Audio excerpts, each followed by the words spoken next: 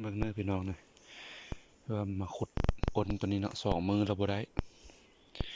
นี่เรามาเบิ่งมันเห็ดข่อยใหม่แล้วครับไปเจาะเบิ่งบัดนี้จะเฮ็ดกับดักใส่บัดนี้จะเอาปืนนี่เนาะเฮ็ดเป็นกับดักใส่ไปติดตามเบิ่งว่าจะได้ผลบ่เนาะลองเบิ่งบ่เคยเฮ็ดเทื่อสิลองเบิ่ง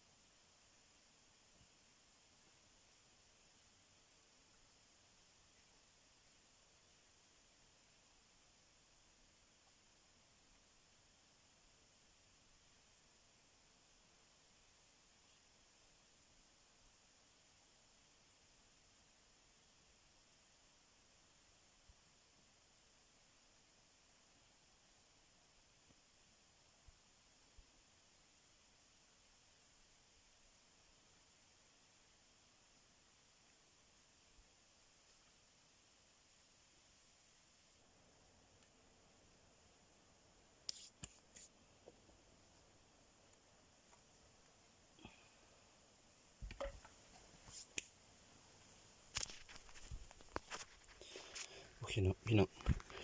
แล้วกับดักมันจะประมาณนี้เนาะมันจะเป็นหูเนาะเป็นหูมันออกมาทางนั้นนะเราจะเอาสายเสือกใส่เนาะมันกับไม้แล้วเวลามันออกมามันกัดมันจะกัดไม้เนาะไม้จะขาดแล้วข้าพเจ้าได้ตัวท่วงเลยพี่เนาะมันเป็นก้อนหินที่ว่าหลังจากสายนี้ขาดนะมันจะสายจะเล่นปึ๊ดขี้หินจะตกลงมันเสือกเส้นน้อยจะเกาะไก่ปืนนี่เนาะนี่เกาะไก่ปืนสำหรับเสือกเส้นน้อยเฮ็ดงานนิดนึงเนาะเพราะว่าถ้าเวลาเฮ็ดเข่งเสือกขาดมันจะบ่มีแรงกระแทกแล้วไก่ปืนมันจะบ่ทำงานเนาะเดี๋ยวนั้นวันนี้เขาก็จะขึ้นไก่เนาะขึ้นไก่ปลาไว้เลย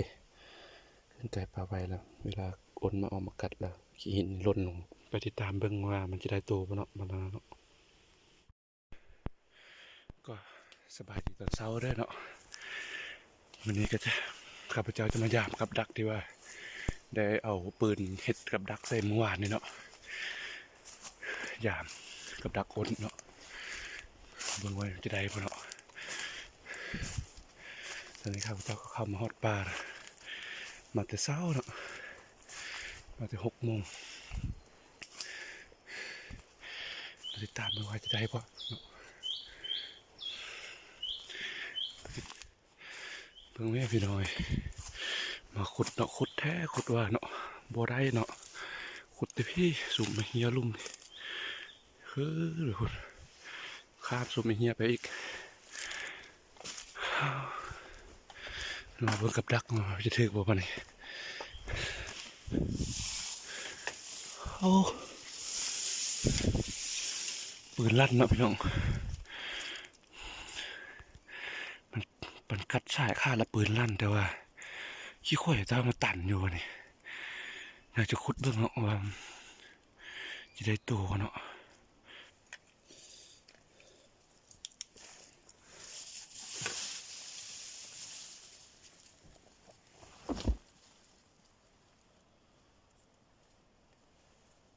ปืนประแทกพ่อพี่น้องเลย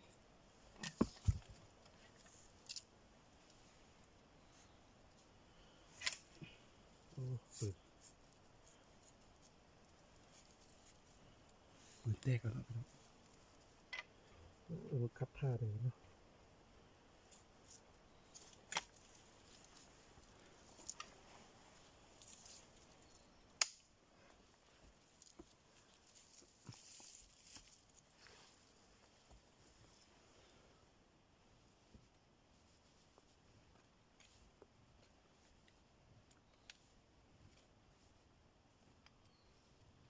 รุดพี่น้องรุด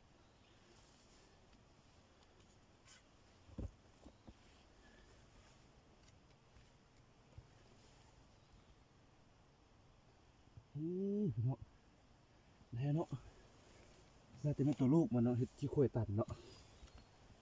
เพราะว่ามันเป็นอ้นแม่ลูกเนาะอ๋อถึงไงสุดยอดเลยสุดยอดเลย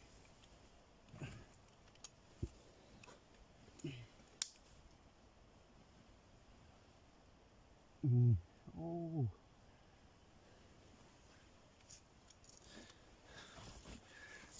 สุดยอดพี่น้องนี่น่าจะเป็นตัวลูกมันเห็ดที่ข่อยตันเนาะแต่ว่าแม่มันตายแล้วเนาะนี่ตัวพวกใหญ่พี่น้องพุ่นเบิ่งปากมันเนาะเดี๋ยวข้าพเจ้าเอาให้เบิ่งเนาะ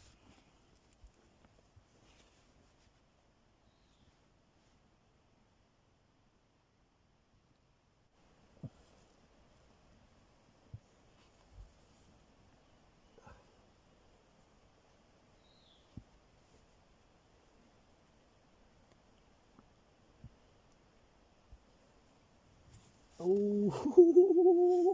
คนเบิ่งสุดยอดตัวใหญ่พุ่นพุ่นปื้สุดยอดเนาะ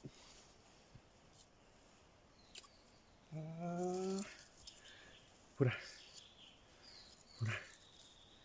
เนาะมันออกมานี่แล้วมันกัดเสือกเนาะมันกัดเสือกขาดแล้วปืนลั่นใช่ตรงนี้เนาะ นี่ว้านี่ตรงนี้นี่กัดเสือกแล้วเปิดร้านตรงนี้เนาะอยู่เลยโอ้สุดยอดอู้ได้แล้วเนาะหลังจากที่ว่าขุด2 มือ3 มือเนาะที่โบได้ทำให้กับดักใส่บัดได้โอ้ถือว่าโอเคได้ได้แล้วเดี๋ยวนี้ว้าวเดี๋ยวตัวมันเยอะว่ะโอ้โอ้เบิ่งฝ่ามือข้าพเจ้าบ่สำหัวมันฝ่ามือเนาะโอ้สุดยอดแล้วก็โอเคเด้อจบแล้วเด้อเนาะจบคลิปชำนี้เนาะโอ้ฝากไปกดไลค์กดแชร์กดติดตามให้เด้อพี่น้องเด้อพอมีกำลังใจเฮ็ดคลิปต่อๆไปเนาะสำหรับวันนี้ก็ขอบใจ